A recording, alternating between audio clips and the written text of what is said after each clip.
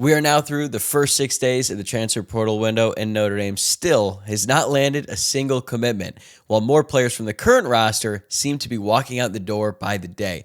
But is the situation truly as dire as it seems for the Irish? The answer is coming up next.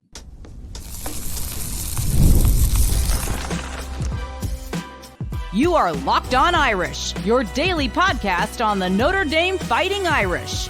Part of the Locked On Podcast Network, your team every day. Hello and welcome in to Locked On Irish, your daily home for Notre Dame football. We are part of the Locked On Podcast Network, which is now the #1 sports podcast network, all thanks to your support. I'm your host, Tyler Wojciak. I graduated from Notre Dame, and now I'm a producer at Fox Sports, and I've been covering the Irish for the last 5 years. It is great to have you here with me on Thursday, January 8th, and thanks as always for making this your first watch or listen of the day. If you have not already, please subscribe to the YouTube channel or make sure that you're following along wherever you get your podcasts. And I'm still taking questions for tomorrow's Friday mailbag as well. So drop them in the YouTube comments or send them my way on X at Locked On Irish or on Instagram at Locked On Irish Pod. Today, we are diving into Notre Dame's increasingly tense transfer portal situation. We're going to break down why the lack of commitments is absolutely concerning, but I'll explain why I believe some of the panic is misplaced. Then we'll talk about how the staff's quiet approach is clashing with fan expectations. We're going to run through a few updates on the key visitors who have been on campus this week and close with why Notre Dame's latest personnel moves matter more than they might seem at first glance, especially during the midst of the transfer portal window. But as of this recording, Notre Dame has had 16 players enter the transfer portal and 0 players transfer in. 0. 6 days into the only transfer portal window of the year that is obviously not what anyone expected to see. Oh, and just as a reminder, this is it. There is no spring portal window anymore like there was in years past.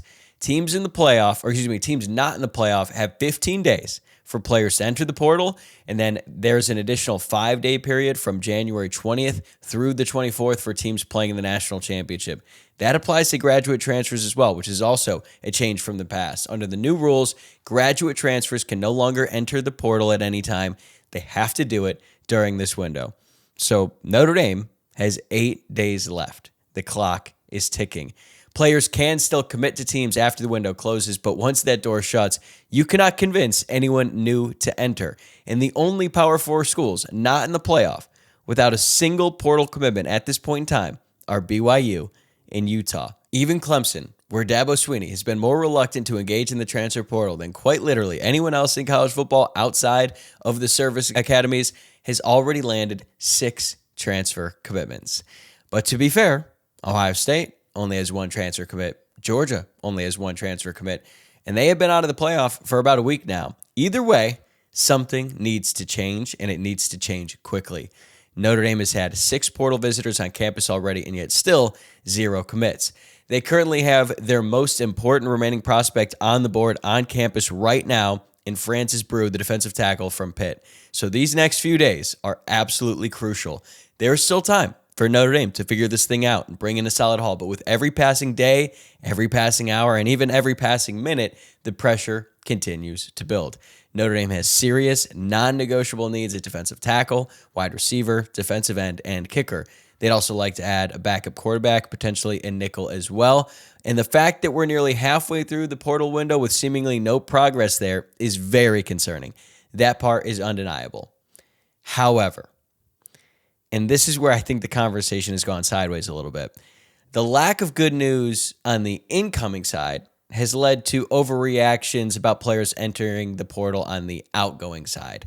When you see 16 out, 0 in, it looks bad on the surface. I get it. But when you actually dive into who is leaving, it's not nearly as dire as it seems. Of the 16 players who have entered the portal for Notre Dame, only 1 had a realistic chance to start next season. 1. That's defensive end Josh Burnham, who is now committed to Indiana. Notre Dame would have loved to keep Josh Burnham, but he was frustrated with how he was used this year while he was working back from his multiple injuries this season. He had injuries last season, and I think he just wanted a fresh start. That happens. There's really nothing Notre Dame could have done this offseason short of massively overpaying him to change that outcome with Josh Burnham. But beyond Burnham, the only players who really could have factored into the 2 deep next year were Kenny Minchey, who was never going to stick around to be a backup quarterback again, and he's getting paid over $2 million to be the starting quarterback in Kentucky. There's KK Smith, the wide receiver, who would have been probably the fourth or fifth wide receiver on the team. And then maybe Armel Mukam could have been in the mix as well if Notre Dame is not able to land defensive tackles in the portal, which again is their top priority. I think this sort of reaction was most evident seeing how many other people reacted to guys entering the portal on Wednesday. So first up, you got linebacker Bodie Cahoon, who will be a redshirt sophomore next season. Cahoon was a 3-star recruit in the 2024 class. He redshirted, and he appeared in 9 games this past season, 12 games for his career, but he's been primarily on special teams. And when he committed to Notre Dame, he was always viewed as a developmental prospect. And then you look ahead to next season, Cahoon would be behind Drake Bowen, Jaden Osbury, Jalen Sneed, who's coming back this year, Man Framo, who's actually younger than Cahoon, and then you've got Kingston Biliamu Asa once he's healthy. Kahanu Kia is probably in front of him as well, and the staff is also really excited about the true freshman Thomas Davis Jr. coming in. So if Bodie Cahoon comes back, he would be entering his 3rd season at Notre Dame, and he'd still probably be 3rd or 4th string at best. Does he have potential? Sure. Could he eventually become a solid player for Notre Dame?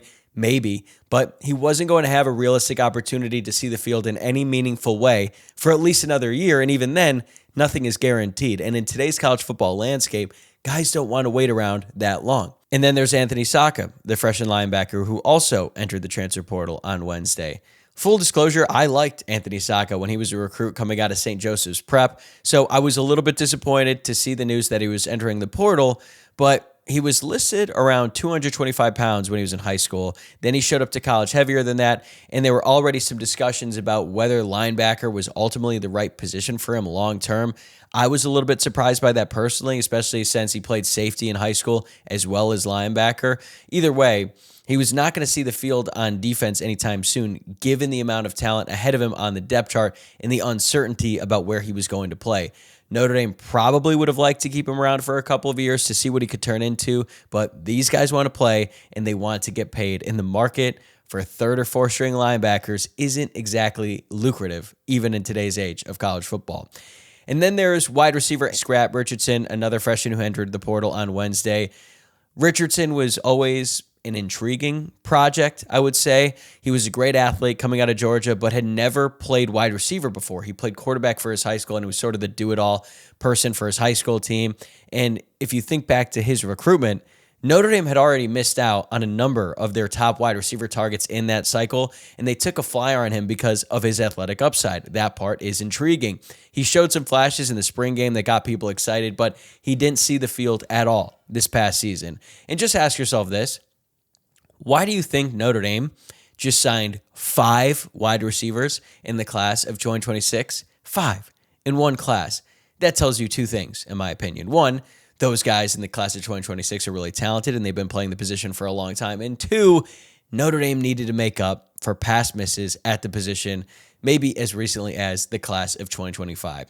That is the reason why they offered Scrap Richardson in the first place, because they had missed on so many other players in that cycle. And with the influx of young talent, Richardson was probably going to be buried on the depth chart for a long time, and he would be fighting an uphill battle just to get off the scout team over the next couple of years. So that is an unfortunate loss, but when you really look at everything in totality, these losses aren't that bad. Let's go through the rest of the list and just be honest about it. It's the same story for a lot of the other guys in the portal who we haven't talked about already. Jabron Payne was going to be the 3rd string running back. Chance Tucker, 4th string corner. Tabron Benny Powell, scout team safety.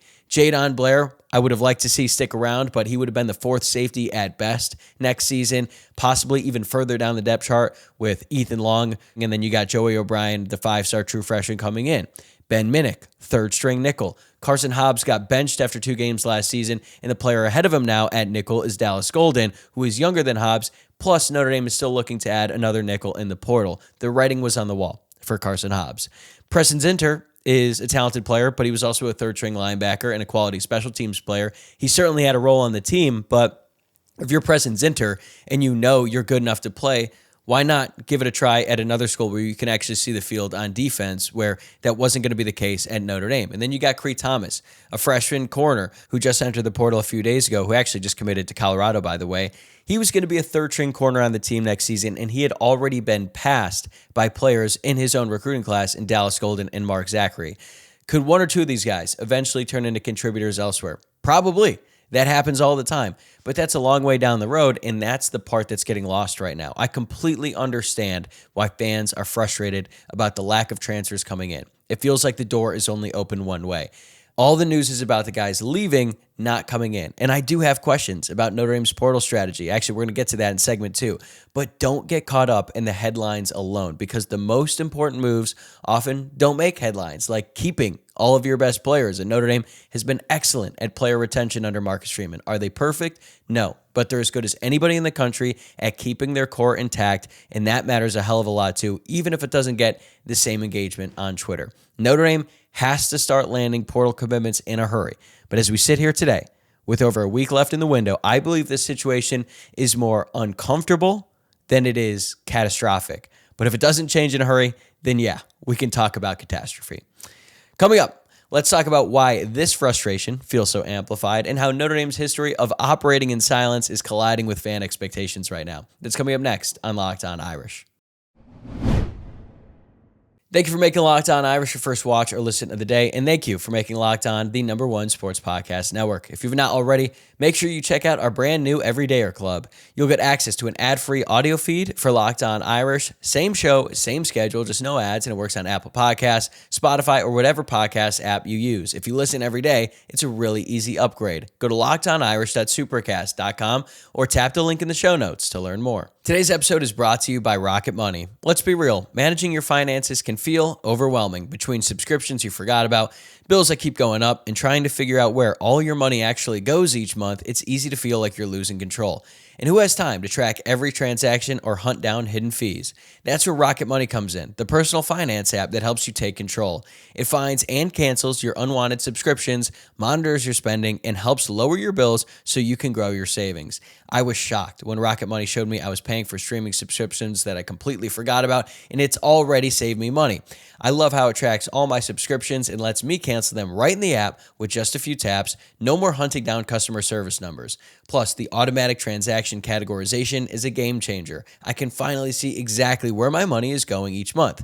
You can set budgets and goals, get personalized insights, and receive real-time alerts for large transactions, upcoming bills, and low balances. It even consolidates your checking, savings, loans, and investments into a single dashboard so you get a clear view of your entire financial picture.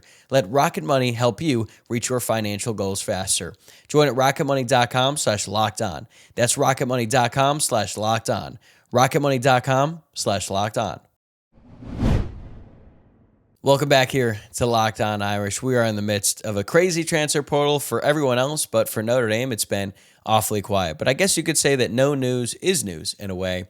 But lately, I've been doing a lot of reminiscing about this time last year, because tomorrow is going to be exactly 1 year since Notre Dame knocked off Penn State in the college football playoff semifinal game, which was an instant classic that none of us are ever going to forget.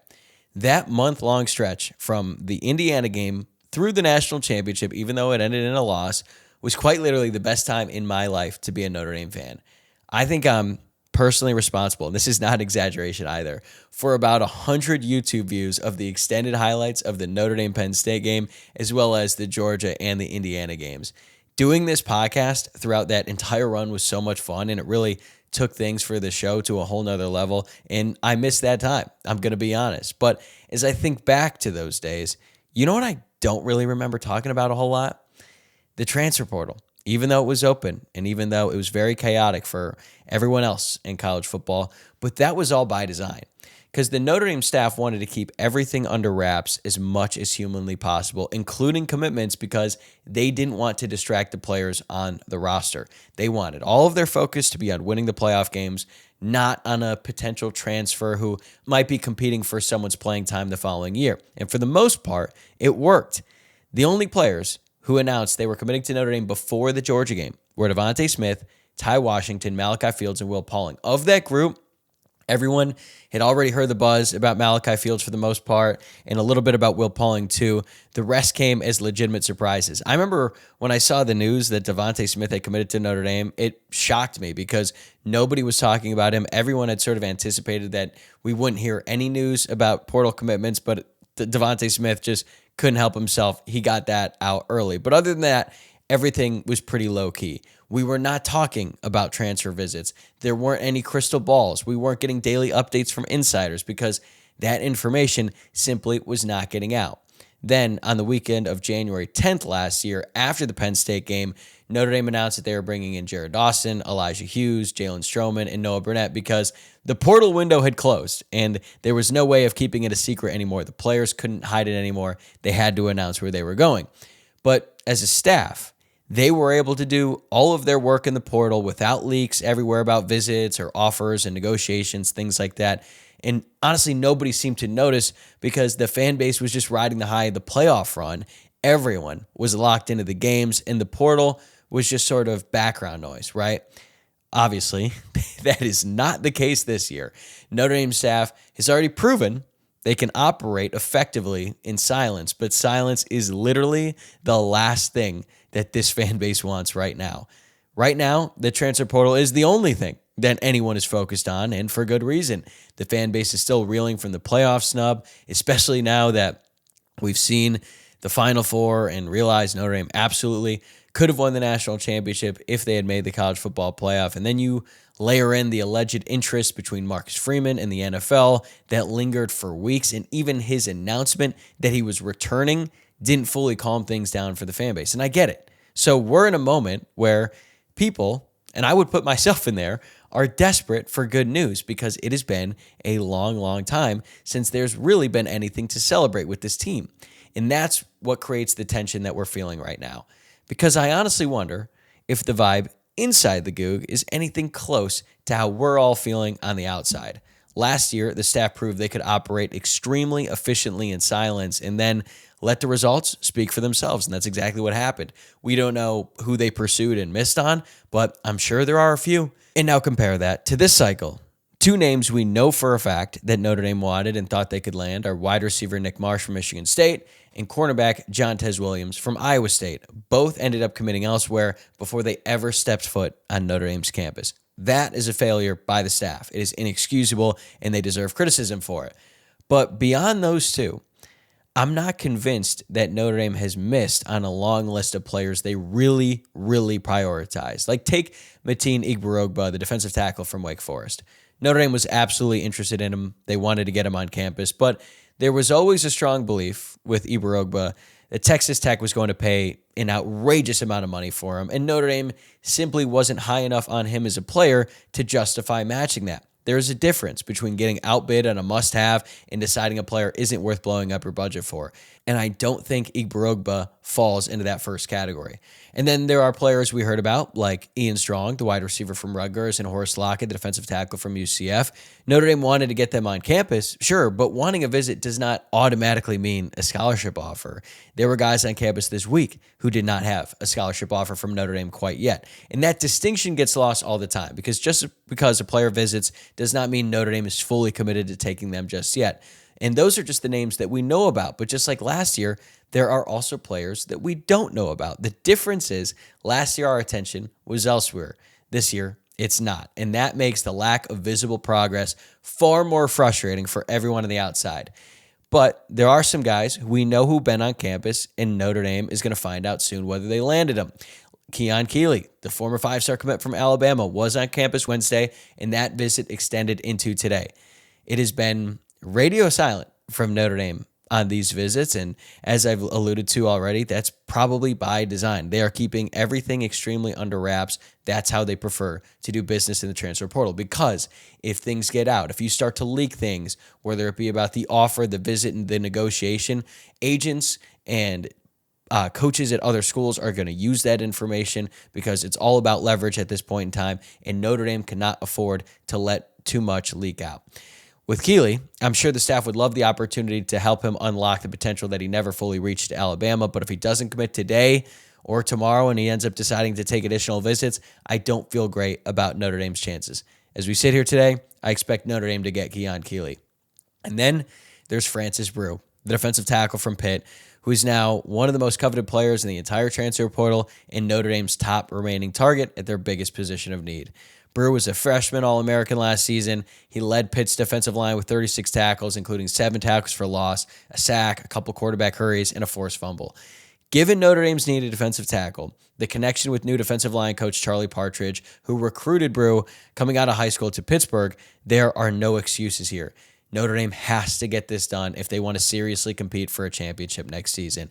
It's even more pressing now because Xavier Gilliam, the defensive tackle from Penn State, who has been on campus the past 2 days, was predicted to land at Tennessee by both Pete Nakos from On3 and Chris Hummer from 24/7 while Gilliam was visiting Notre Dame. That is certainly interesting how that all played out, but honestly, I would rather see that happen. I would rather see those crystal ball predictions go out there to the public while Gilliam is on campus rather than after he leaves, because at least the staff can work hard to turn the tide while they are still with him.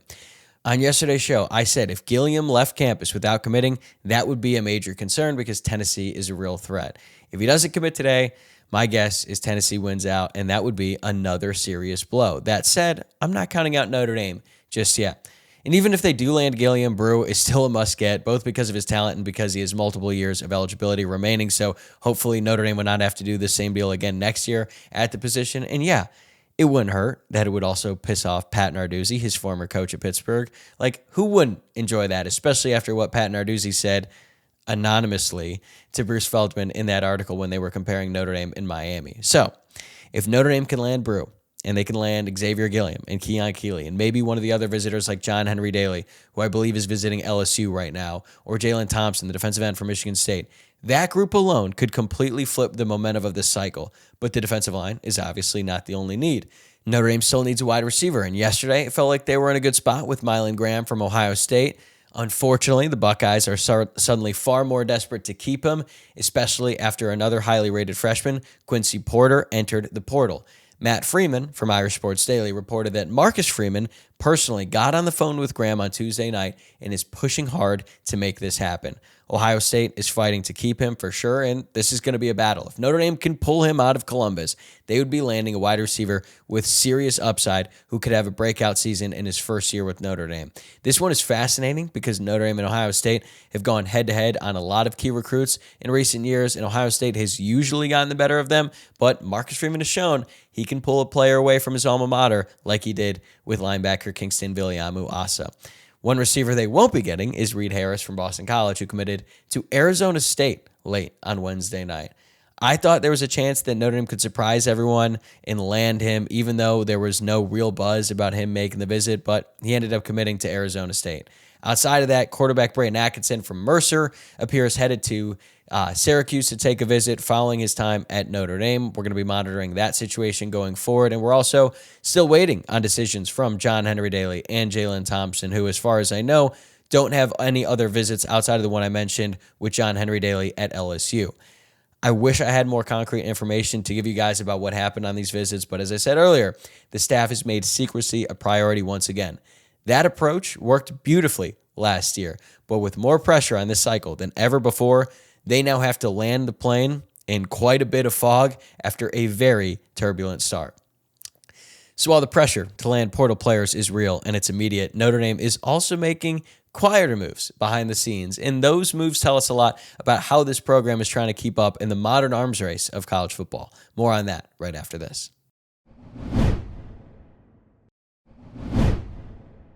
Before we wrap things up on today's show, I did want to hit on a couple of personnel moves that Notre Dame made on Wednesday. And I'll be honest, this probably isn't the kind of news that gets fans fired up. I get it. Nobody is refreshing Twitter for an off-field hire the way they are looking for a portal commitment. But that doesn't mean it's not important.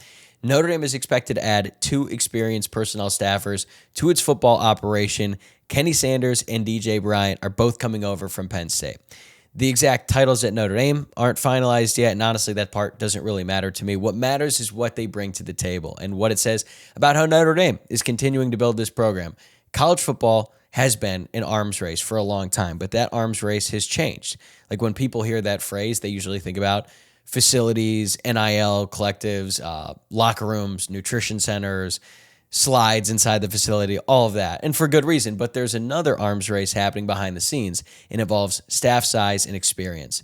The best programs in the country aren't asking a handful of people to do everything anymore. They are building full, detailed personnel departments designed to identify talent, evaluate it, and manage the roster more efficiently once those players are in the building. Because as we have seen from the way things have transpired in the transfer portal in recent days, things are moving at warp speed in college football when it comes to player movement, staff movement. Everything is happening at a rapid pace, and you need more people than ever before to try to make sense of it all and keep the train on the tracks. And that's what Notre Dame is doing here.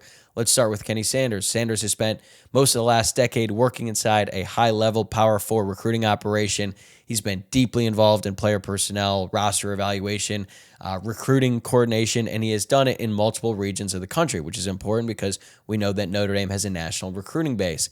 This is someone who understands how to build and manage recruiting boards, how to evaluate talent across positions, and how to balance short-term needs with long-term roster construction. And he is expected to work closely with General Manager Mike Martin and the rest of the personnel department. Then there's DJ Bryant, who I believe is coming along with Kenny Sanders. Bryant brings a really interesting background to the table. He's worked in multiple college programs. He has experience in player personnel, his experience as a scout, and he has directly overseen the evaluation of high school prospects on both sides of the ball. And on top of that, Bryant has also been around the professional game. He spent some time with the Baltimore Ravens in the NFL, and he understands what translates to the next level.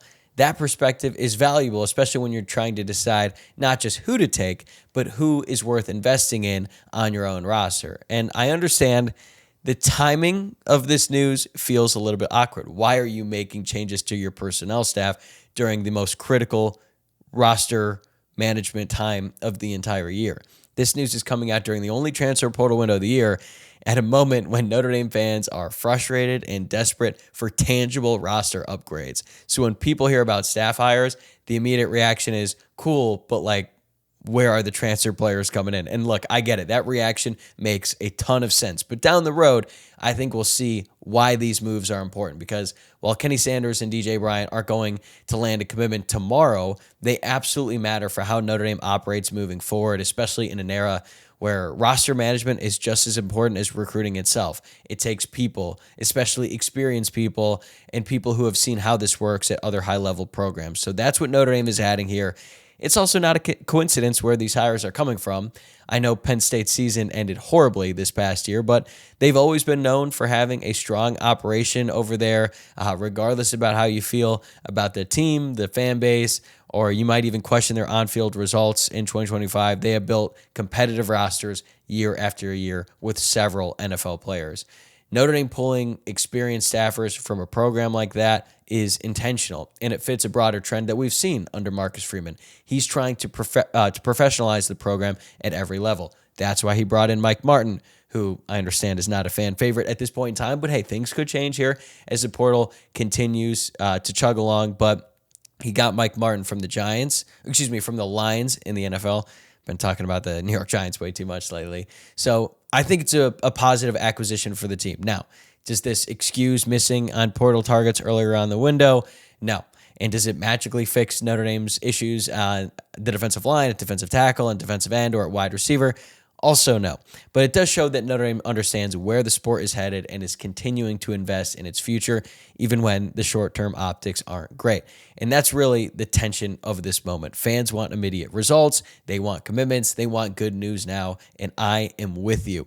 The staff is trying to balance that urgency with building something sustainable in a sport that's becoming more complex every single year. So both things can be true here. These hires do not eliminate any of the pressure of the current portal window, but they do reinforce the idea that Notre Dame is not asleep at the wheel. So while this might not be the most exciting news of the week, I believe it's still important because championships aren't just won on signing day or in the transfer portal. They are built day by day by the people working behind the scenes who put in the work every single day to maximize these windows, and Notre Dame is continuing to invest heavily in that part of the football program. All right, that's going to do it for me today. Thank you again for making this your first watch or listen of the day. Before you head out, please subscribe on YouTube or wherever you're listening to the podcast. And if you enjoyed today's episode, give this video a like or rate the podcast 5 stars and leave a review. If you never miss an episode, the Everydayer Club is built for you. Get Locked On Irish ad-free, plus members-only Discord access and more. Head to lockedonirish.supercast.com to join the club. I'm going to be right back here tomorrow to do this again. Hopefully we'll have commitments, but I'm going to be here, same time, same place. I'll see you then.